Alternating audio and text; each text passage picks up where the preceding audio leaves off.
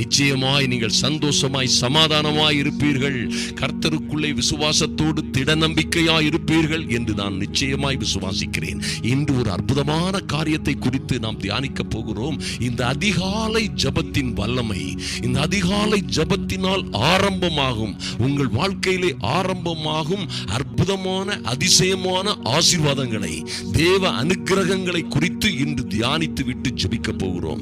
ஐயா, இந்த அதிகாலை வேளையிலே தேவ சமூகத்திலே வந்து காத்திருக்கிற பிள்ளைகளுக்கு, அதிகாலை ஜெப வேளையிலே நீங்கள் ஒருவேளை படிக்கிற பிள்ளைகளா இருக்கலாம், அல்லது வேலைக்கு போகிறவர்களா இருக்கலாம், அல்லது தொழிலை செய்கிறவர்கள், ஊழியங்களை செய்கிற யாராய் இருந்தாலும் சரி, அதிகாலை வேளையிலே தேவ சமூகத்திலே வந்து காத்திருந்து தேவ சமூகத்திலே நீங்கள் உங்கள் கருத்துக்களை, விண்ணப்பங்களை, ஜெபங்களை, வேண்டுதல்களை எல்லாம் அவருடைய சமூகத்திலே, அவருடைய பலிபீடத்திலே வைத்துவிட்டு நீங்கள் அதிலே பதிலை எதிர்பார்த்து காத்திருந்து